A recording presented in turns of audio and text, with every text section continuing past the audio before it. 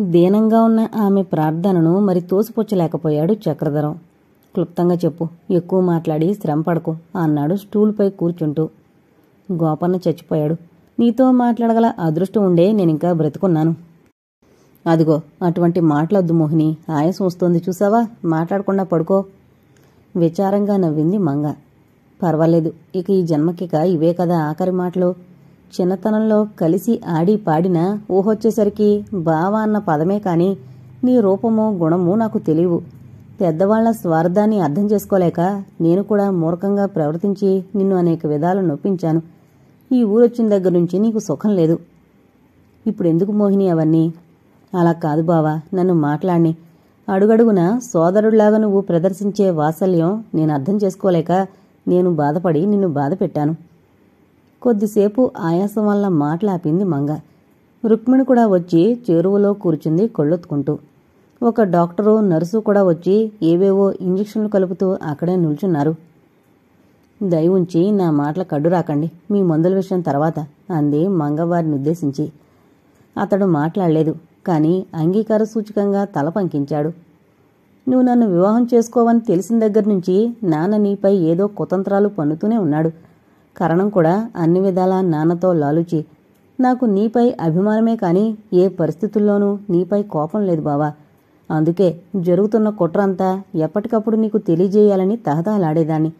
కాని అమ్మ నన్ను ఇల్లు కదలనివ్వలేదు. నౌకర్లచే తెలియపరిస్తే బహిరంగమైపోతుందని జంకాను. కాని ఆనాడే సాహసిస్తే ఇన్ని అనర్థాలు ఈనాడొచ్చుండేవి కావు. సరే, ఈలోగా నాకు జబ్బు చేసింది.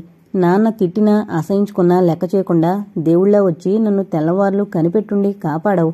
నువ్వు మంచివాడవు గనుక. కాని మరెవరైనా అయితే ప్రాధేయపడినా ఇటువంటి పరిస్థితుల్లో ఇటువంటి నీచలకు సాయపడి ఉండేవారు కాదు. నీ మంచితనం అప్పుడైనా అందరూ గుర్తిస్తారని, మన విరోధాలు చల్లారిపోతాయని అనుకున్నాను. కాని అలా జరుగుతుందా? వాళ్ళు మనుషులు, రాక్షసుల వంటి మనుషులు. విశ్వాసం వాళ్లకు తెలీదు. చక్రధరం చేతిలో ఉన్న తన చేతిపై నీరు పడ్డంతో కళ్ళు మూసుకుని మాట్లాడుతున్న మంగ కళ్ళు తెరిచింది. ఏడుస్తున్నావా బావా? వద్దు. ఇంతవరకు అనేక విధాల మా వల్ల నువ్వు అత్తయ్యలు బాధలు పడి ఏడిచింది చాలు.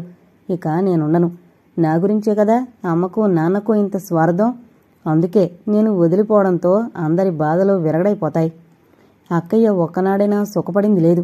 నేను కూడా మూర్ఖంగా అడుగడుగునా ఆమెను నిరసించేదాన్ని. క్షమించమన్నానని చెప్పు. ఇక నేను స్వయంగా ఆమెను క్షమాపణ కోరగల అవకాశం ఉండదు. చక్రధరం కన్నీటి స్రవంతి ఆగలేదు. మేము ఎలాగో ఉందు. నువ్వెందుకొచ్చావు మోహిని అంత రాత్రివేళ అక్కడికి? జాగ్రత్తగానే ఉంటాను, భయపడవద్దని గోపన చేత కబురంపాను కదూ. అవును, కబురంపో.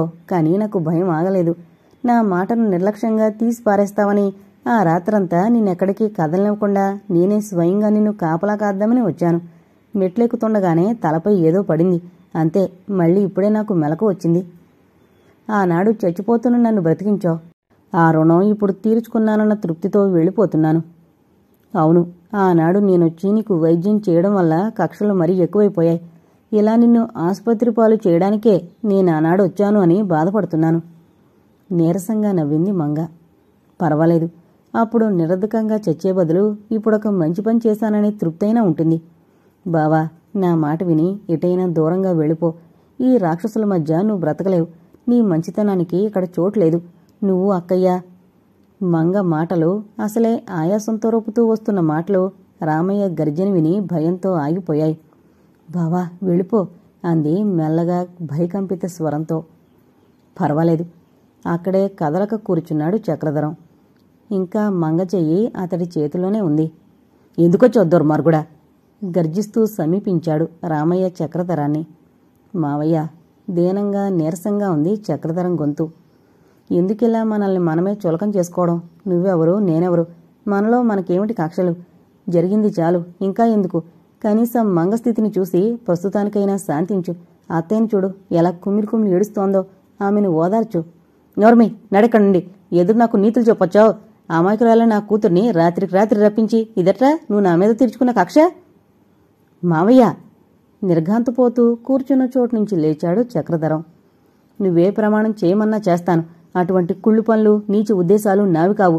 నువ్వు ఎంత అసహించుకున్నా ఆ వాళ్ళని ఇంటికొచ్చి నా చేజేతులా బ్రతికించుకున్నాను మంగను. అటువంటి వాణ్ణు ఇప్పుడు ఇలాంటి పనిచేస్తానా?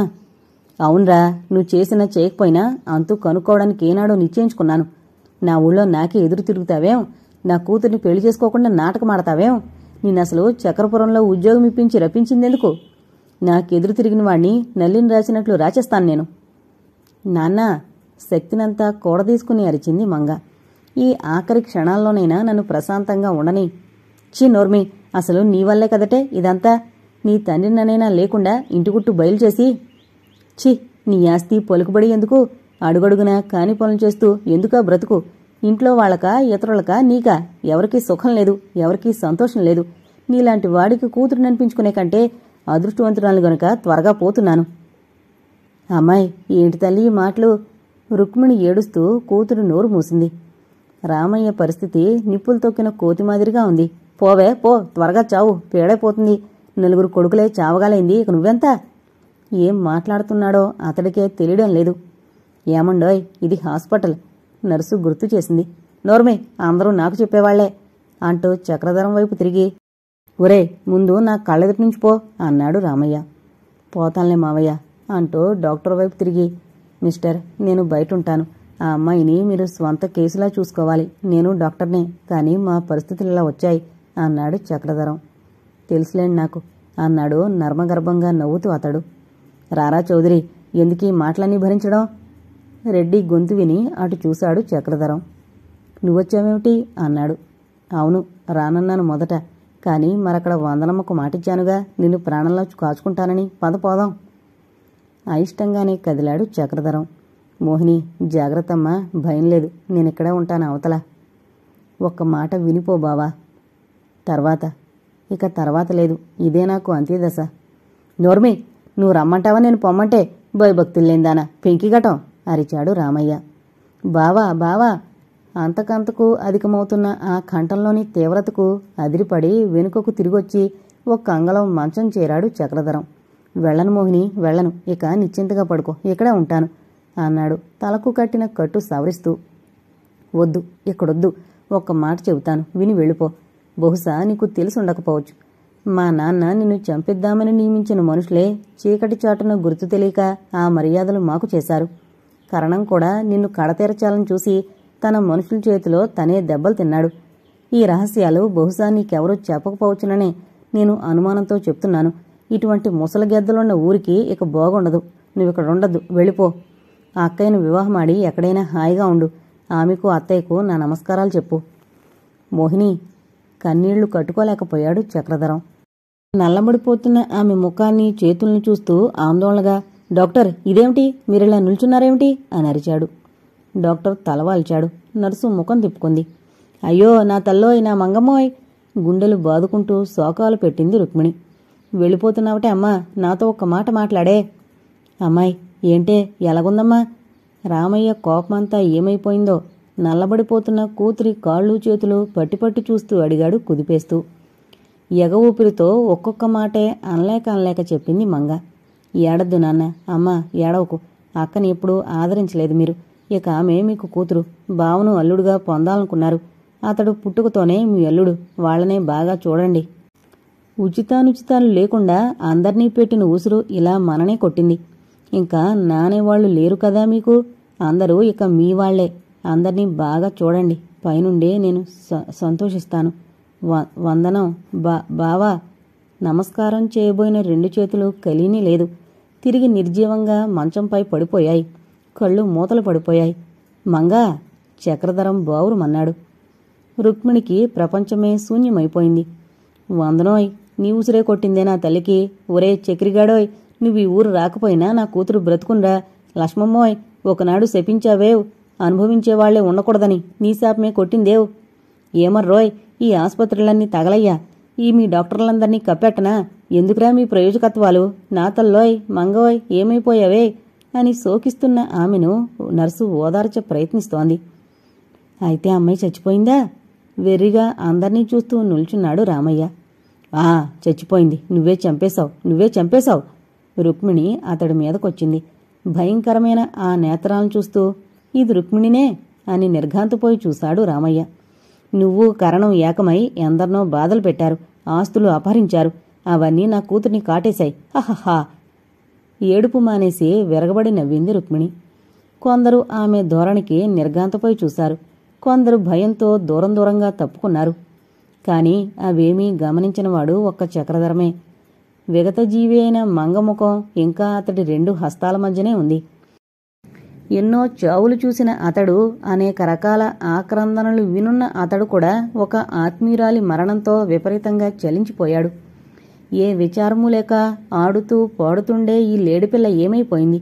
తన పరిసరాలన్నింటినీ ఊపేసే ఈ చైతన్య స్రవంతి ఎక్కడికి పోయింది? చక్రీ చక్రీ అని పిలిచే ఆ గులాబీ పెదవులక కదలవు. తాకితేనే కందిపోతాయేమో అనిపించే ఆ పసిడి బొగ్గల నిగ్గులు మరి లేవు. నువ్వు హెలికాప్టర్ కూడా నడుపుతావా డాక్టర్ అని ఆశ్చర్యంగా తిరిగిన ఆ చక్రాల వంటి నయనాలు మరి చూడవు. తనను మీమాంసలో బంధించి కలవరపెట్టి కవ్వించిన ఆ కళ్లల్లో కాంతులు మరి కనిపించవు. మేలిమి బంగారాన్ని కూడా ధిక్కరించిన ఆ మేని మిసమిసలు ఎక్కడ మాయమయ్యాయి? ఎంతసేపు ఇన్ని మాటలు పలికిన ఆ ఆలోచనలు ఎక్కడ దాక్కున్నాయి? నీకు మహా ప్రమాదం రాబోతుందని వారిస్తూ రాసి పంపిన ఆ మృదులాంగుళాలు అంత నలబడిపోయేమిటి? బావ జాగ్రత్తను ఆలోచించడంలో తన జాగరూకతను విస్మరించిందా? ఏమిటి జీవితాలు? ఎక్కడి నుండి వస్తున్నాయి? ఎక్కడికి పోతున్నాయి? ఎందుకు బ్రతుకుతున్నాయి? మానవ జీవితపు క్షణభంగురత్వం గురించి లోకాన్నే విస్మరించి ఆలోచిస్తూ తాత్కాలిక వైరాగ్యంతో మునిగిన చక్రధరం అమాయకంగా తన మెడను నొక్కేస్తున్న చేతులను, ఆ చేతుల గాజులను చూసి కొంచెం ఈ లోకంలో పడ్డాడు. నువ్వే చంపేశావరా నా కూతుర్ని? నువ్వే చెప్పిన మాట వినుంటే నా కూతురు చచ్చిపోదరా అంటూ రుక్మిణి చక్రధరం గొంతును బలంగా 2 చేతులతో నొక్కేస్తోంది. నర్సు, డాక్టరు, రెడ్డి అతి ప్రయాసతో విడిపించ ప్రయత్నించారు.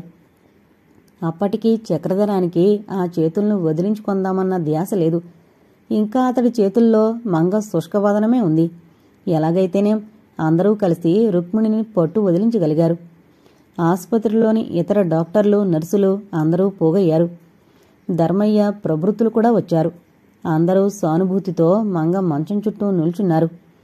సర్జన్ ఆజ్ఞతో రుక్మిణిని నలుగురూ కలిసి దూరంగా ఎక్కడికో తీసుకెళ్లిపోయారు. మెంటల్ షాక్, మతి భ్రమించింది అని చెప్పుకున్నారు డాక్టర్లు వాళ్లలో వాళ్లు అనుకున్నట్లు. ఒక నర్సు మెల్లగా చక్రధరం చేతులను తొలగించి మంగ శరీరాన్ని ఆపాదమస్తకం ధవళ వస్త్రంతో ఆచ్ఛాదించింది. అప్పటికి చక్రధరం కొంత నిజ ప్రపంచంలో పడ్డాడు. మరొక్కసారి ఆ వస్త్రాన్ని తొలగించి మంగ తల నిమురుతూ 2 కన్నీటి బొట్లు అతడి నేత్రాల నుండి జారి మంగ నుదుటిపై పడ్డాయి. మిస్టర్ అనునయ కంఠస్వరంతో శేఖర్ మెల్లగా చక్రధరం భుజం తట్టాడు. లేవండి, తర్వాత సంగతి చూడాలి. లేబాబు, విచారించి లాభం లేదు. ఈ చావుల అర్థాలు తెలిస్తే ప్రపంచమంతా తెలిసినట్టే. ధర్మయ్య చక్రధరాన్ని లేవదీశాడు. యాంత్రికంగా లేచి నిల్చుని తలెత్తిన చక్రధరం ఎదురుగా రామయ్య చేతులకు బేడీలు చూసి నివ్వెరపోతూ ఒకడుగు వెనక్కు వేశాడు. ఏంటిది అని అడిగాడు చుట్టూ కలీ చూస్తూ.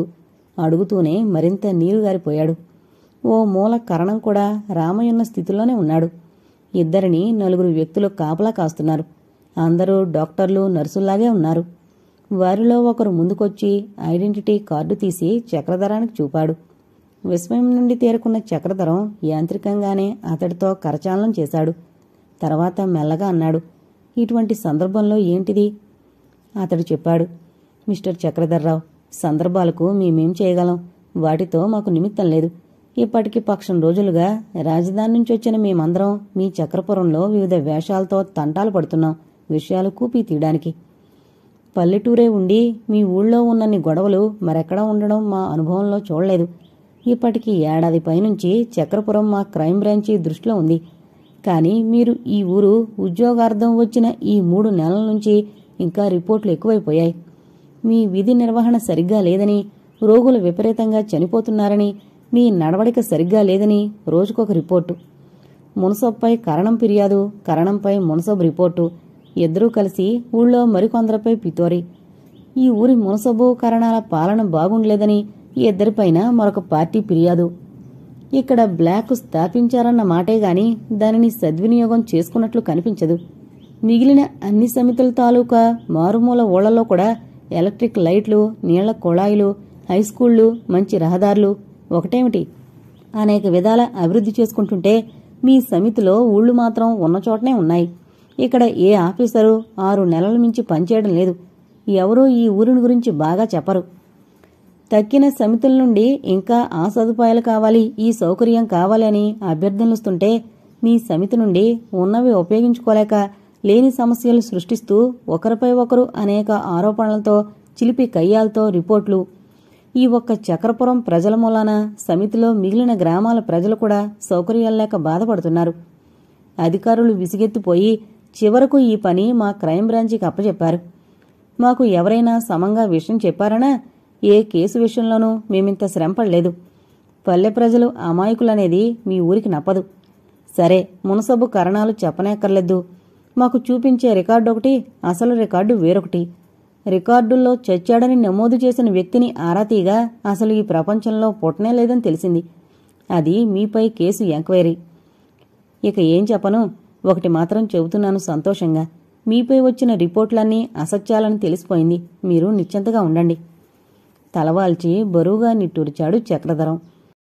బాధ అవమానాలతో నిండిపోయి ఉన్న అతడి మానసిక స్థితి కృతజ్ఞతలు తెలిపే జ్ఞానాన్ని కూడా కోల్పోయింది.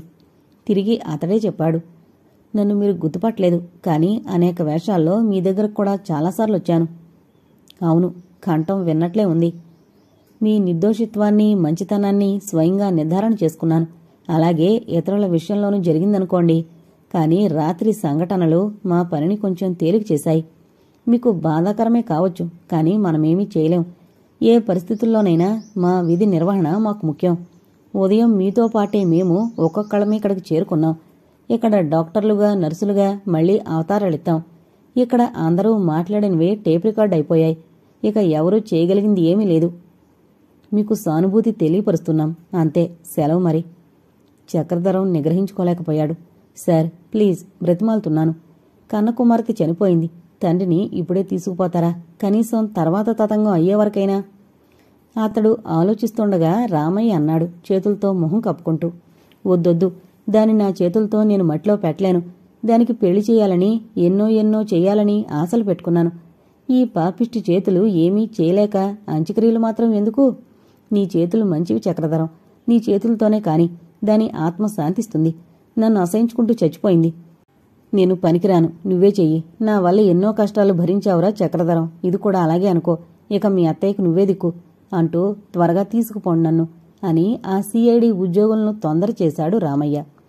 చేతులకు సంకెళ్లతో వారి వెంట నడుస్తున్న మేనమామను చూడలేక కళ్ళు మూసుకుని వెనుతిరిగి నిల్చున్నాడు చక్రధరం. మామూలు చావు కాదు గనుక మంగశవాన్ని పోస్టుమార్టం చేసి మరీ ఒప్పగించారు. ఆ తతంగమంతా అయ్యేసరికి మధ్యాహ్నం 3 గంటలైంది. గోపన్న శవాన్ని అతడి తాలూకా వారు తీసుకుపోయారు. మన ఊరు తీసుకుపోదామా అన్నాడు రెడ్డి. ఎందుకు? అతి నెమ్మదిగా విచారంగా అన్నాడు చక్రధరం. మట్లో కలిసిపోయేదానికి ఎక్కడైతే ఏంటి, మన పిచ్చిగాని. మరెవరూ మాట్లాడలేదు. మౌనంగా ఆ ఏర్పాట్లు చేసాగారు ఆఫీసర్ రెడ్డి, ధర్మయ్య. శ్మశానం నుండి తిరిగొచ్చేసరికి చాలా రాత్రయింది. ఎందరూ ప్రయత్నించినా చక్రధరం చేత పచ్చి మంచినీళ్లైనా తాగించలేకపోయారు. తనలో తాను మదన చెందుతూ సయ్య చేరాడు. ఆదిలోనే అమ్మ చెప్పింది, ఇక్కడ ఉద్యోగం అనర్థ హేతువని. ఆ సమయాన ఏ శనిదేవత నెత్తిమీద తాండవమాడుతుందో. అన్ని విషయాల్లోనూ అమ్మ మాటకెదురాడ నేను మొండి ధైర్యంతో ఆమె మాట మీరాను. నాకేం భయం అనుకున్నాను. కాని నా వల్ల ఇన్ని అనర్థాలు సంభవిస్తాయని, ఇంత చరిత్రకు నష్టమవుతాయని ఏ ఊహమాత్రంగానైనా భావించలేకపోయాను అని అమితంగా పశ్చాత్తాపపడుతూ ఏ తెల్లవారుజామునో కళ్ళు మూసిన అతడికి చిత్రమైన కలొచ్చింది. మాధవయ్య, లక్ష్మీదేవి, మోహిని ఆకాశ మార్గాన్ని ఎక్కడెక్కడికో అంతకంతకు పైపైకి వెళ్ళిపోతున్నారు. వారు ధరించిన వస్త్రాల ధవళత ఎప్పుడూ చూడలేదు తాను. తనను ఆశీర్వదిస్తూ చిరునవ్వులు చిందిస్తూ చూస్తుండగానే అంతర్ధానమైపోతున్నారు. ఆశ్చర్యంగా తల తిప్పి చూసిన అతడికి నీటి ప్రవాహంలో కొట్టుకుపోతున్న వందనాదేవి శోకిస్తూ కనిపించింది. ఆశ్చర్యపోయి మరొక వంక చూశాడు. రామయ్య, రుక్మిణి ముళ్లకంపలో పడి ఏడుస్తున్నారు. మళ్లీ చూశాడు. వందన తన వైపే ఆశగా చూస్తోంది. దైవాన్ని ప్రార్థిస్తోంది. తనను తాను చూసుకున్నాడు. ఎక్కడో చాలా ఎత్తుమీద ఆకాశంలో విహరిస్తున్నాడు తాను. వస్తున్నా వందన, వస్తున్నా! కిందకి దూకపోయిన చక్రధరం మెలకు వచ్చేసి మంచంపైనే లేచి కూర్చున్నాడు. ఇంకా చీకట్లు పూర్తిగా విడవలేదు. శేఖర్, శేషారెడ్డి, అర్జున్, బ్లాక్ ఆఫీసర్లందరూ అక్కడే ఆదమరిచి నిద్రపోతున్నారు. అవును, అది స్వప్నమే. ఇది శేఖర్ ఇల్లు. ఏమిటి స్వప్నం ఇలా వచ్చింది? మంగ ఏమైపోయింది? చచ్చిపోయింది. నేనే పాతిపెట్టొచ్చాను. మరి అంత సజీవంగా పూర్వపు చలాకీతనంతోనే ఎలా కనిపించింది? తిరిగి మీమాంస ప్రారంభమైంది మనసులో. గుండెలు పిండినట్లయింది. ఏం బాబూ, లేచావా? బయటకు వెళ్ళినట్టున్నాడు. లోపలికొస్తూ ప్రశ్నించాడు ధర్మయ్య. సమాధానంగా ఒక్కసారి ఆయన వంక చూసి తిరిగి తలవాల్చుకున్నాడు చక్రధరం. ఎప్పుడు ఏ చికాకు కలిగినా ధర్మయ్య మాస్టారి సుముఖంలో ఆ విచారణంతా వెళ్లబోసుకుని ప్రశాంత మనస్కుడయ్యేవాడు. కాని ఇప్పుడు ఆయన ఆదరం కూడా అతడి అశాంతిని ఏమాత్రం చెదరగొట్టలేకపోయింది. ఇవాళ ఇంటికి వెళ్ళిపోదామా? అతడి తల నిమురుతూ అడిగాడు ధర్మయ్య. పసివాళ్ల ఒక్కసారి బావురుమన్నాడు చక్రధరం. ఎందుకు? ఏ ముఖంతో వెళ్ళను మాస్టారు. నీ తమ్ముణ్ణి జైలుకు పంపి మరదల్ని పిచ్చాసుపత్రిలో వేసి మేనకోడల్ని మట్టి చేసి వచ్చానని ఏ ముఖంతో చెప్పనమ్మకు. అమ్మ నా ముఖం చూస్తుందా? అభిమానం, అహం, అంతస్తు అన్నీ మరచి కదిలి కదిలి ఏడ్చాడు. అతన్ని దగ్గరగా తీసుకుని అనునయంగా తలనిమిరాడు ధర్మయ్య. నీ వంటి వారు కూడా ఆ విధంగా ఆలోచిస్తే ఇంకేముంది చక్రి? అంతా కర్మ పరిపాకం, దైవఘటన. వ్యక్తులం కారణంగా కనిపిస్తామే కాని నిజంగా బాధ్యులం కాము. ఒక్కొక్కరే నిద్రలేచారు.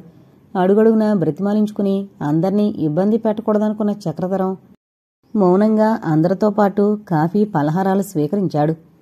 బయట డ్రైవర్ జీపు సిద్ధం చేస్తున్నాడు. మీరు త్వరగా రండి అన్నాడు బ్లాక్ ఆఫీసర్. శేఖర్, రెడ్డి, ధర్మయ్య అప్పటికే తయారుగా ఉన్నారు.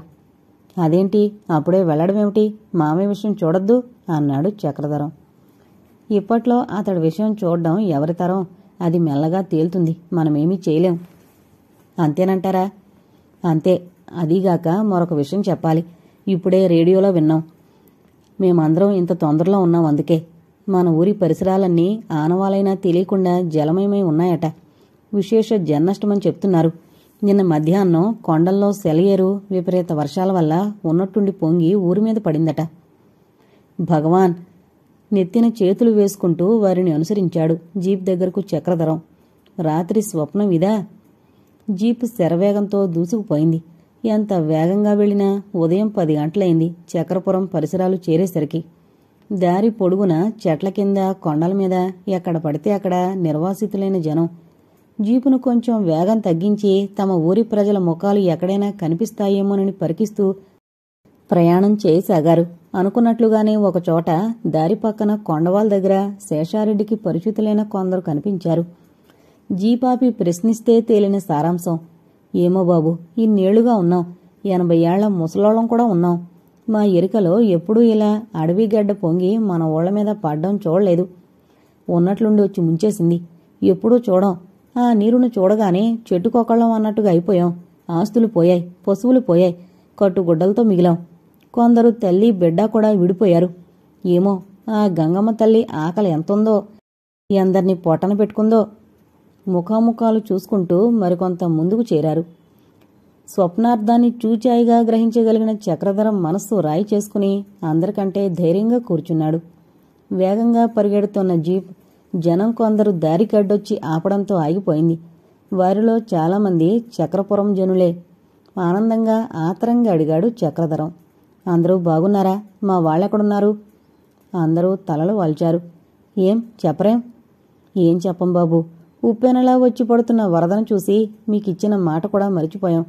ఎవరి ప్రాణాల కోసం ఆళ్లమే చెట్టు పుట్ట పాలైపోయాం. ఇంకా ఎవరి కుటుంబ పోళ్లం ఆళ్లతో కలవలేదు. ఏడుసారు వెధవలు. ఇంత ప్రయోజకులని తెలిసే నేనుంటానంటే మహాధీరుల్లా నన్ను తరిమేశారు. పోనీ ఇదేనా చెప్పండి. మీరు పారిపోయి వచ్చే ముందు కాస్త ఇంట్లో వాళ్ళకు ఒక కేకైనా వేశారా? ఇలా వరదొస్తోందని. అది లేదా? అర్జున్ కోపంగా అడిగాడు. నసుగుతూ నిల్చున్నారు వాళ్ళు. ఏం? గద్దించాడు రెడ్డి. ఒకడు నసిగాడు. వేసినట్టే జ్ఞాపకమండి. అయినా ఊరంతా అల్లకొల్లోలమైపోతే ఆరికి మాత్రం తెలియదేటండి. ఎక్కడో జాగ్రత్తగానే ఉంటారు. మరొకడు చెప్పాడు. ఇప్పుడు జ్ఞాపకం వచ్చింది. వందనమ్మ ఆశ్రమంలో లేదప్పుడు. ఎవరెంత చెప్పినా వినకుండా పూలు కుంకుమ పట్టుకుని నిన్న ఆవిడ తల్లి చచ్చిపోయిన దినమట పూజ చేయడానికి వెళ్ళింది సమాధి దగ్గరకు. అందరి ఒళ్ళు చల్లబడిపోయింది ఆ మాటలు వినగానే. మొహం కొట్టుకున్నాడు శేషారెడ్డి. ఈ ఆడవాళ్లకో దురలవాటు అనాది నుంచి వస్తూనే ఉంది. ఆనాడు లక్ష్మణుడు గీసిన గిరులు సీతాదేవే దాటింది కదా మరి. చచ్చా, ఏం చేద్దాం ఇప్పుడు? ఎక్కడని వెతకం? ఇంతకు మా కుటుంబాలన్నీ ఏమైనా తెలుసా అన్నాడు అర్జున్. అందరూ బాగానే ఉన్నారు. ఆ ఎదర ఇంకా 1 మైలు దూరం పోవాలి. అక్కడ ఊళ్ళో పంచాయతీ ఆఫీసులో అదేదో వరదల కమిటీ జనమట. ఆఫీసర్లు కూడా ఉన్నారు. ఆ ఊళ్ళోనే అక్కడక్కడ సర్దుకున్నారట గొప్పోరు కుటుంబాలన్నీ. ఐదైనా ఎండవే గాని మాకో వివరం తెలీదు. సరే, అయితే ఫ్లడ్ రిలీఫ్ కమిటీ కూడా ఏర్పడిపోయిందన్నమాట అప్పుడే. జీప్ ముందు కదిలింది. ఆఫీసులో కనుక్కోగా విన్న విషయాలన్నీ నిజమేనని తెలిసింది. అర్జున్ ఊళ్ళోకి పోయి కనుక్కున్నాడు. ధర్మయ్య, రెడ్డి, ఆఫీసరు, కరణం ఒకరేమిటి, అందరి కుటుంబాలు బాగానే ఉన్నాయి. ఏటొచ్చి పొలాల్లో అక్కడక్కడ పనులతో ఉండిపోయిన వాళ్ళు, అయ్యో ఎక్కడికి పోము, ఇది మనం పుట్టి పెరిగిన ఊరు అనుకొని ఇళ్లు వదిలి రానివాళ్లు జాడలేరు. ఆస్తులు పోయినా ప్రాణాలు ముఖ్యమని పారిపోయిన వాళ్లంతా పొరుగుళ్ళు వచ్చి బాగానే ఉన్నారు. పశు నష్టం మాత్రం విపరీతంగా ఉంది. ఆశ్రమంలోని 3 వ్యక్తులు మాత్రం ఎవరికీ తెలియదు ఏమయ్యారో. బొత్తిగా అదురుపాటుగా నిల్చున్న పాటున పరిగెత్తడం వలన ఒకరి ధ్యాస ఒకరికి లేకపోయింది. కొందరు ఇళ్ల కప్పుల మీద, వృక్షాల మీద ఎక్కి ప్రాణరక్షణ చేసుకోవడం సహజం. వారు వెలికి రానంత మాత్రాన ఏమో అయిపోయారని కంగారు పడనక్కర్లేదు. అటువంటి రక్షణార్థమే హెలికాప్టర్లు వచ్చున్నాయి. ఆహార పదార్థాలతో కూడా 1 గంటలో బయలుదేరబోతున్నాయి. మీరు ధైర్యంగా ఉండండి అన్నాడు ఫ్లడ్ రిలీఫ్ కమిటీలో ఆఫీసర్. చక్రధరం ఆ ఆఫీసర్కు తనను తాను పరిచయం చేసుకున్నాడు. తన విద్య, ఉద్యోగ విషయాలు, విమానాలు నడపడంలో లోగడ తనకు గల నేర్పు, అనుభవాలు క్లుప్తంగా చెప్పాడు. నా స్థితిని ఇంతకంటే చెప్పలేను. 1 ముక్కలో నేను సర్వం కోల్పోయాను. కానీ 1 ఆశాదీపం మాత్రం మనసులో మెరుస్తూ ఉంది. నా తల్లి, భార్య మా చక్రపురంలో ఉండాలి. వారిని వెతుక్కుంటాను. దయతలిచి హెలికాప్టర్ ఒకటి నన్ను నమ్మి నాకివ్వండి. ఆఫీసర్ వదనంలో ఆశ్చర్యం స్పష్టంగా ప్రదర్శితమైంది. ఇతడెవడు, మతిస్థిమితం ఉందా లేదా అన్నట్టుంది అతడి చూపు. చక్రధరం వాలకం కూడా అందుకు తగ్గట్టుగానే ఉంది. మీ మనుషులు వెళ్లేటప్పటికీ ఇంకా ఆలస్యమవుతుంది. అదీగాక పైనుండి నీటిలో మునుగున్న ప్రదేశాన్ని గుర్తుపట్టగలను. వారికంటే నేనా పని తేలిగ్గా చేయగలను. ప్లీజ్ నన్ను నమ్మండి. బ్లాక్ డెవలప్మెంట్ ఆఫీసరు శేఖర్ కూడా నచ్చజెప్పిన తర్వాత కొంత జాలి కలిగి ఆ ఆఫీసర్ చివరకు అంగీకరించాడు. గొప్ప సంతోషంతో అతడికి కృతజ్ఞతలు తెలిపి హెలికాప్టర్ దగ్గరకు నడిచాడు చక్రధరం. దానిని పరీక్షిస్తుండగా కొద్ది దూరంలో విశ్రాంతి తీసుకుంటున్న పైలట్స్లో ఒకడు లేచి గబగబా దగ్గరకొచ్చాడు చక్రధరం అని సంబోధిస్తూ. ఓ జయరాం, నువ్వేనా? అతన్ని చూసిన సంతోషంలో ప్రఫుల్లమైన వదనం తిరిగి విషాదమైపోయింది. విషయం విన్న జయరాం చాలా బాధపడ్డాడు. విశ్రాంతికేం, పద నేను వస్తాను అన్నాడు. వస్తావా? అవును. అమృతం పెట్టిన వందనాదేవి గారిని, అమ్మలా ఆదరించిన ఆశ్రమాన్ని మరిచిపోగలనా? ఆ వాళ్ళ తిని వెళ్లాను. ఇవాళ ప్రత్యుపకారం చేస్తాను అని బయలుదేరాడు. మెల్లగా హెలికాప్టర్ గాల్లోకి లేచింది. 15 గంటలో అనుకున్న ప్రదేశం చేరారు. కాని ఎక్కడి చక్రపురం, 1 మాదిరి డాబాలు కూడా మునిగిపోయాయి. ఊరి మొత్తానికి ఉన్న 2 మేడలపై అంతస్తులు, అక్కడక్కడ వృక్షాగ్ర భాగాలు మాత్రం కనిపిస్తున్నాయి. ఆ నీటిపైన అంతా ఏక నదిలాగా కెరటం లేస్తోంది. రామయ్య మేడ ప్రేతకళతోనే ఉంది. 2వ దాంట్లో అయినా మనుషులు లేరు. ఎంత వెతికినా చెట్ల మీద, ఎండ్ల మీద మనుషులు కనిపించలేదు. మొత్తం ఊరి మీద 3 సార్లు వలయాలు చుట్టింది హెలికాప్టర్. కడకు ఊరి దాటి పొలాలపై ఎగరసాగింది. చూడండి, ఆ చెట్టు మీద ఏవో దుస్తుల్లా కనిపిస్తున్నాయి. ఎవరో ఉన్నారనుకుంటాను జయరాం అన్నాడు. పరీక్షగా చూశాడు చక్రధరం. అవును, రంగుల దుస్తులు, స్త్రీలనుకుంటాను అంటూనే క్షణం ఆ చెట్టు దగ్గరకు పోనిచ్చి నిచ్చెన కిందకు దింపాడు. శబ్దం విని పైకి చూసిన ఆ యువతి మొదట భయంగా చూసింది. ఆ నిచ్చెన పట్టుకుని పైకెక్కిరా, శక్తి కొలది అరిచాడు జయరాం. ఆ యువతి ఆనందంతో అలాగే చూసింది. కాని ఆమె వందన కాదు, ఊళ్ళో ఎవరో యువతి. మేకల్ని కాస్తున్నాను బాబూ. ఇక్కడ నిన్న మధ్యాహ్నం ఉన్నట్టుండి నీరు ఉప్పెన్లా వచ్చి మూసేసింది. దారిలేక ఈ చెట్టెక్కి ఏ దేవుడైనా రచించకపోతాడా అని చూస్తున్నాను. ఒక పక్క ఆకలి, ఇక అలాగే మాడి సావాలనుకుంటున్నాను. మీరెవరో దేవుళ్లా వచ్చారు అంటూ దండం పెట్టిందా యువతి. జయరాం జేబులు తడిమాడు. బిస్కెట్లు తీసిచ్చాడు. ఆ యువతి ఆనందం చెప్పతరం కాదు. ఆ ముఖం చూడాలే కాని. హెలికాప్టర్ను పోనిస్తూ అంతవరకు మౌనంగానే ఉన్న చక్రధరం అడిగాడు. అయితే అమ్మాయి, నువ్వు నన్ను గుర్తుపట్టలేదు? ఆమె బిస్కట్లు తింటూ 1 నిమిషం పరీక్షగా చూసింది. మీరా డాక్టర్ బాబు, అంతగా సిగ్గిపోయినారేటి? తలకా కట్టేటి అందుకే ఆనవాలు పట్టలేదు. పోన్లే కాని మా ఆశ్రమంలో అమ్మగారు వారు ఏమైపోయారో నీకేమైనా తెలుసా? ఒక్క క్షణం ఆలోచించిన ఆమె, నాకేం తెలీదు బాబూ, కాని మేకల్ని చేనుకు తోలుకొచ్చేటప్పుడు వందనమ్మను చూశాను. అక్కడ శ్మశానం కాడ తులసికోటలో పూజ చేస్తుండాది. ఓ, ఏదో జ్ఞప్తికొచ్చినట్టన్నాడు చక్రధరం. దారిలోనే కొందరు మనుషులు ఆ విషయం చెప్పారు. నేను మరిచిపోయాను ఈ కంగారులో అంటూనే ఊరికి దక్షిణం వైపుగా తిప్పాడు హెలికాప్టర్ను. అరెరే, ఎవరో పాపాయి, పాపం ఉయ్యాలతో సహా కొట్టుకుపోతోంది అన్నాడు జయరాం. చక్రధరం కూడా చూశాడు. పాపం, ఎలా ఇప్పుడు? పెద్దవాళ్ళైతే నిచ్చెన పట్టుకుని ఎగబాకుతారు, పసిపాపెలా? మాట్లాడుతూనే జయరాం వైపు చూశాడు చక్రధరం. జయ, డ్రైవింగ్ నువ్వు తీసుకో, నేను ఈదగలను. కిందకు దూకి ఆ పాపని నేను తీసుకొస్తాను అన్నాడు. ఒక క్షణం చూసి జయరాం అన్నాడు, నేను ఈదగలను, కానీ నీ మెదడు బొత్తిగా పనిచేయడం లేదు కనుక జాగ్రత్తగా ఉండు. అటువంటి పనులేమీ చేయకు. నేను నిచ్చెన మీదకు దిగుతాను. నువ్వు ఆ ఉయ్యాల దగ్గరకు పోనిచ్చి కాస్త కిందకు దింపు. నేనా బేబీని తొట్లోంచి నిచ్చెన మీద నుండే అందుకుంటాను. నా చేతి నుండి ఈ అమ్మాయికి అందిస్తాను. ఏమంటావ్? సరే అంటూనే అట్లా అతడు చెప్పినట్లుగా నడిపాడు చక్రధరం. అనుకున్నట్టుగానే పథకం బాగానే నెరవేరింది. కాని కేరుకేరును ఒకటే గోలెత్తిపోతోంది ఆ పాప. ఏం చెయ్యాలి, ఎలా అనుకుంటూ ముఖాముఖాలు చూసుకున్నారు. ఏదైనా తక్షణ ఆహారం పడాలి, ఊరుకోవాలి అందామె. సరే, ఎంతవరకు ఏడ్చింది, మరి కొంచెం సేపు ఏడిస్తే మాత్రమే, కాని ముందు మన పంచూడు, అటు నడుపు అన్నాడు జయరాం. కాదు జయ, గంభీరంగా అన్నాడు చక్రధరం. రక్షించిన పాప ప్రాణాలు కాపాడవలసిన బాధ్యత మనపైనే ఉంది. స్వపర భేదం ఉండరాదు. మన వారి కోసం మనం తాతాలాడుతున్నట్లే ఈ పాప కోసం ఆత్మీయులెంత పరితపిస్తున్నారో. అదీగాక ప్రభుత్వం నిన్ను హెలికాప్టర్లను పంపింది ప్రజలందరి కోసం కాని నా ఒక్కడి కోసం కాదు కదరా. ఆఫీసర్ దయతల్చి నాకిచ్చారంతే. ఎంత మంచి మనసురా చక్రధరం నీది అంటూనే, ఇదేంటి ఇటెక్కడికి పోతున్నావు అని అడిగాడు. అదిగో ఆ దూరాన కొండల మీద చూడు, జనం ఉన్నట్టున్నారు, కదులుతున్నట్టున్నారు అటూ ఇటూ. వాళ్ళకెవరికో ఈ పిల్లను అప్పగించేసి ఈ అమ్మాయిని కూడా అక్కడ దింపేద్దాం. బహుశా మన వాళ్ల ఆచూకీ కూడా అక్కడ తెలియచ్చు. 10 నిమిషాల్లో పోయి కొండ మీద ఆగింది హెలికాప్టర్. అందరూ వచ్చి చుట్టూ మూగారు. వారిలో ఒక స్త్రీ, అదిగో నా తల్లి, నా బిడ్డ అనొచ్చి జయరాం చేతుల్లోని తన బిడ్డను లాక్కొని గుండెలకు హత్తుకుంది. ఆ పాప కూడా మంత్రం వేసినట్టు టక్కున ఏడుపు ఆపేసింది. గొల్ల యువతి పోయి తన వారితో కలిసింది. చెట్టు మీదుంటే ఈ బాబులు రక్షించారు అంటూ. అందరూ వచ్చి జయరాం చక్రధరం కాళ్లపై పడిపోయారు. మా పిల్లలను రక్షించారు, మీ రుణం తీర్చుకోలేమంటుంటే కొందరు, ఇంకా మా వాళ్ళక్కడ ఉండిపోయారు బాబాబు, వెతికి తీసుకురండి అని కొందరు అంటున్నారు. విసిగిపోయారు స్నేహితులిద్దరూ. ఇదిగో వెళుతున్నాం, తీసుకొస్తాం అంటూ తమకు తెలిసిన వారి కోసం కలియజూస్తున్న వారికి పరమేశ్వరం కనిపించాడు ఒక చెట్టు కింద విచారంగా ఏటో చూస్తూ. పరం, ఒరే పిలిచాడు చక్రధరం. విచారంగా తలవాల్చుకునొచ్చాడు పరమేశ్వరం. నువ్వేం అడుగుతావో నాకు తెలుసు, అందుకే చెప్పలేక ఇక్కడ నిల్చున్నాను. ఏం జరిగింది, త్వరగా చెప్పు. అతడి చేతులు పట్టుకున్నాడు చక్రధరం. మన ఊరి మొత్తం మీద పెద్ద జన్నష్టమేమీ జరగలేదు.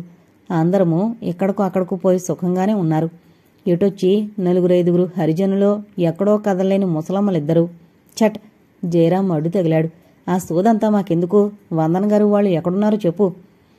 అదే, వాళ్ళు అజలేరు. ఆశ్రమంలో మనుషులెవరూ బ్రతికి బయటపడ్డట్టు లేదు. చక్రధరం నిస్పృహతో అంతకంటే మాట్లాడలేకపోయాడు. నీ బుద్ధి పోగొట్టుకున్నావు కాదు, ఇటువంటి విషయం ఇంత మెల్లగానే చెప్పడం. పరమేశ్వరంపై విసుగుతో, పదరా చక్రధరం, మళ్ళీ వెతుకుదాం అన్నాడు జయరాం హెలికాప్టర్ వైపు నడుస్తూ. ఇంకెందుకు, నెత్తిన చేతులు వేసుకుని నిస్పృహతో అన్నాడు చక్రధరం. అట్లా నిరాశపడకు, లే, నీ మంచితనమైనా నీ వందనం నీకిస్తుంది అని ధైర్యం చెబుతూ ఎలాగైతే తిరిగి చక్రధరాన్ని హెలికాప్టర్లోకి ఎక్కించి ఈసారి డ్రైవింగ్ తాను తీసుకున్నాడు జయరాం. నువ్వు దారి మాత్రం చెబుతుండు అని రయ్యన ఒక్కసారిగా లేవదీశాడు పైకి. తిరిగి 15 గంటలో చక్రపురం పరిసరాల్లో ఉంది హెలికాప్టర్. ఇదే కదూ ఖనన భూమి, నువ్వు జాగ్రత్తగా చూడు, నేను నీటికి దగ్గరగా పోనిస్తాను అంటూ కిందకి దింపి వలయాకారంగా తిప్పసాగాడు జయరాం. 2 నిమిషాలు చూసి, పద, అలా కొంచెం ఎదరికి పోని, అక్కడ ఎత్తు దెబ్బల మీద చూడు. జయరాం కూడా అటు దృష్టి సారించాడు. అవును, ఆ గోరీపై ఎవరో కూర్చున్నట్లుంది కదూ, ఆ చెట్టు కింద దెబ్బ మీద. మరుక్షణంలో హెలికాప్టర్ అక్కడుంది. గోరిపై కూర్చుని 2 మోకాళ్ల మీద ఆనుకున్న చేతులపై తలవాల్చుకుని కూర్చుంది ఒక స్త్రీ. వందనే, సందేహం లేదు. ఆ జరి పువ్వుల ఆకాశ నీలపు చీర వందనదే సంతోషంగా అరిచాడు చక్రధరం. అవును, ఇప్పుడు గుర్తుకొస్తోంది. మా అత్తయ్య సమాధిదే. ఇటు చూడదేమిటి?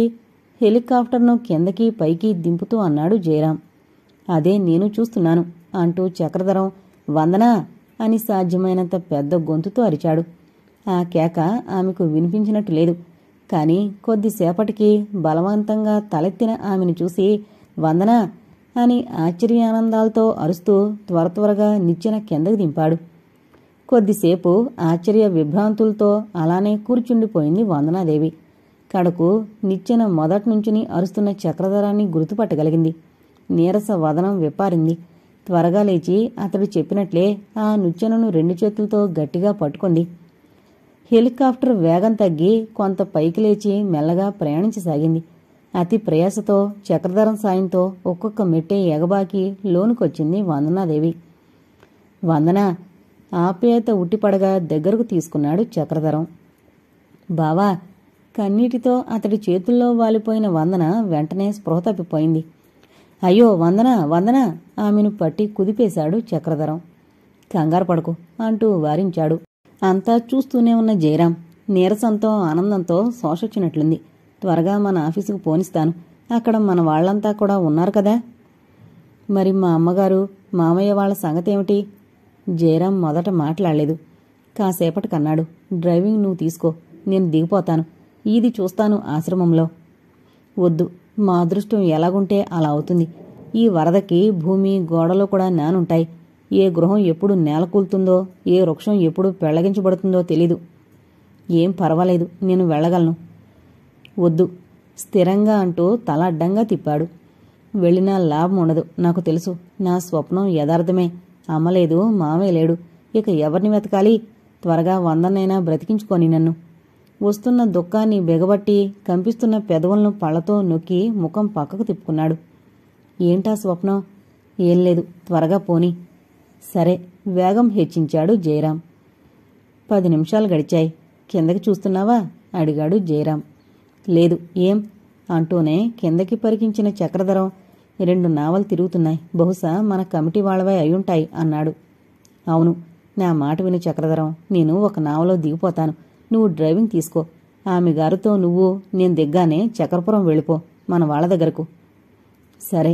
జయరాం స్థానం చక్రధరం తీసుకున్నాడు, వందనను పక్కగా పడుకోబెట్టి. నిచ్చెన కిందకి దింపుకుని జయరాం జాగ్రత్తగా ఒక నావలోకి దూకాడు. నావ ఒక్కసారిగా అటు ఇటు ఊగి మళ్లీ సర్దుకుంది. అందులో ఆఫీసర్లతో పాటు రెడ్డి కూడా ఉండడం చూసి తృప్తిగా నిట్టూరుస్తూ నిచ్చెనను పైకి మడిచివేసి మెల్లగా హెలికాప్టర్ను పైకి తీసుకుపోయి వేగం హెచ్చించాడు చక్రధరం. చూస్తుండగానే నావలో వారికి ఆ హెలికాప్టర్ కనుమరుగైపోయింది. సేదతీరి కష్టసుఖాలను ఒకరితో ఒకరు చెప్పుకుని పరితపిస్తున్న వందన చక్రధరాలను కిన్న వదనాలతో సమీపించారు రెడ్డి మొదలైన బృందం. అమ్మ జాడగాని మామయ్య జాడగాని ఎక్కడా లేదు. శక్తివంచన లేకుండా వెతికాం అని చెప్పారు. విషాదమూర్తి చక్రధరం ఏమీ మాట్లాడలేదు. వందన కళ్ళు తుడుచుకుంటూ అంది. నేనే చేతులారా చంపేసుకున్నాను నాన్నను అత్తయ్యను. నేనే చెంతుంటే అలా జరిగేది కాదు. కాదు తల్లి, అలా బాధపడకు అనునయించాడు ధర్మయ్య. వారిద్దరి కోసమే వచ్చిన మృత్యువు నిన్ను దూరంగా తోసేసింది. 3వ దినం తెల్లవారేసరికి వరద ఎంత ఉధృతంగా హడావుడిగా వచ్చిందో అంత వేగంగానూ అంత ఆశ్చర్యంగానూ తీసిపోయింది.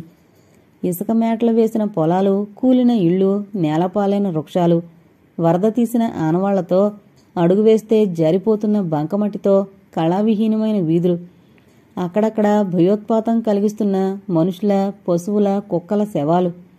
మనుషులు నిల్చున్నపాటున పారిపోగా, వీధిపాలై వరదలో పడి కొట్టుకుపోగా మిగిలి మట్టిలో కూరుకుపోయిన సామాగ్రి ఒకటేమిటి, ఆ బీభత్సమంతా వర్ణింపశక్యం కాంది.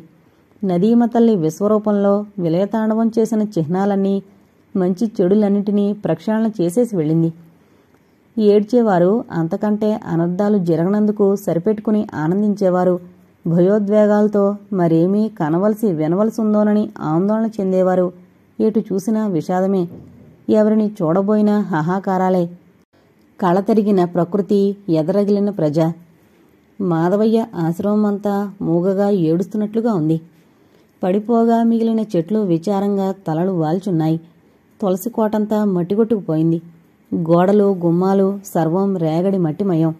ఏ సమయంలో సందర్శించిన పవిత్రార్చనలో పూజాస్తవమో పుణ్యకావ్య పఠనమో ప్రాప్తింపజేసే ఆశ్రమం నేడు బొగులు బొగులుమంటోంది. చక్రధరం పరివారం బెదురుతూనే లోపల ప్రవేశించారు.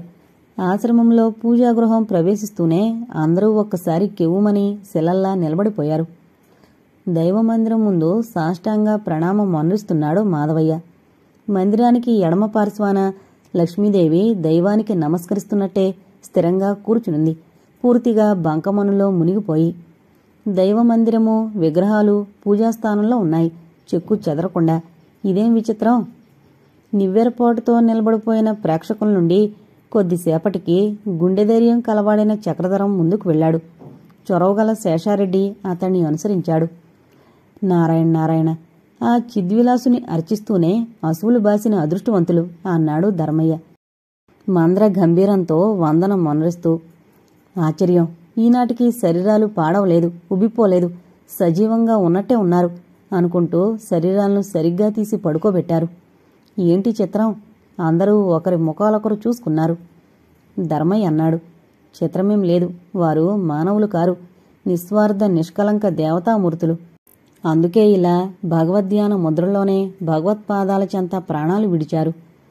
ఆలోచనాపూర్వకంగా అంటున్నట్లు అన్నాడు శేషారెడ్డి. మొన్న మనల్ని ఆసుపత్రికి సాగనంపి తిరిగొచ్చి దైవ ప్రార్థన చేసినట్టుంది అమ్మ. సరే, మామకెప్పుడు అదే పని కదా. ఆ భక్తి పరవశ స్థితిలోనే బాహ్య ప్రపంచ స్మృతి లేనప్పుడే వరదొచ్చుంటుంది. నిర్మలంగా ఆ దైవంలో ఐక్యమయ్యారు. ఎంత అపూర్వం! ఆ ఇద్దరి పాదాలను పదే పదే స్పృశిస్తూ ఆ పాదాలపై తలలు వాల్చాడు చక్రధరం. మీ భగవదైక్యం అచిరకాలంలోనే సంభవించగలదని నా అంతరాత్మ ముందే గ్రహించింది. అందుకే నాకు తెలియకుండానే నన్ను ఈ పాదాల మీద పడేసింది. మీ అపూర్వ ఆశీర్వాదాలు పొందడం తర్వాత లభ్యం కాదని వెళ్లే ముందు మీ అమృత హృదయాల ఆశీర్వాదాల్ని లభింపజేసింది మాకు. ఆ ఆశీర్వాదాల బలం మమ్మల్ని సదా కాపాడగలదు. అప్పటి ఆ ప్రశాంత మూర్తులే ఎల్లప్పుడూ నా నేత్రాల్లో నివసిస్తాయి. వందనాదేవి మరింత శోకిస్తుందని, ఆమెను ఓదార్చడం ఎవరికీ సాధ్యపడదని అనుకుంటూ అందరూ ఆమె వైపు చూశారు. కాని అందరికీ ఆశ్చర్యమే అయింది. వారి ఊహలు నిజం కాలేదు. నిశ్చలంగా దైవమందిరానికి అభిముఖంగా నిలిచి అవనత నేత్రయే, నమస్కార బద్దురాలై నిర్మల మంద్రస్వరంతో దైవాన్ని ప్రార్థిస్తోంది. పవిత్ర మానవ పుష్పాలతో సంవత్సరాల తరబడి నిన్నర్చిస్తోన్న ఈ మానవాతీతుని, ఈ విరాగిని ఇన్నాళ్లకు అనుగ్రహించావా తండ్రి? నీ సాన్నిధ్యం పొందడానికి అహోరాత్రులు అలమటించిన ఈ అశాంత హృదయుని, అనేక బాధ అవమానాలకు గురవుతూ నిత్యం నీ పొందుకై పరితపిస్తున్న ఈ అమృత హృదయురాల్ని ఇంతకాలానికైనా నీ చెంతకు చేర్చుకున్నావా? అపూర్వ వ్యక్తులైన ఈ అన్నా చెల్లెళ్లను శాశ్వతంగా నీలో ఐక్యమనరించుకో. తిరిగి ఈ స్వార్థ ప్రపంచంలో పడవేయకు. ఆమె మనోనిశ్చలతకు అందరూ ఆశ్చర్యపోయారు.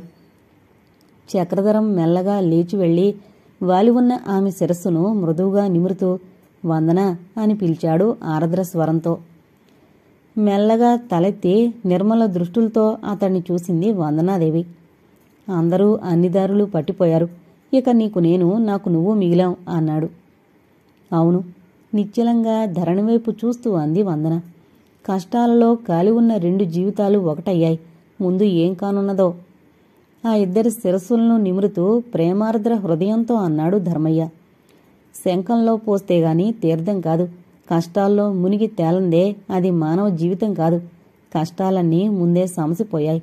ఇక మీ భవిష్యత్తంతా కళ్యాణప్రదమే.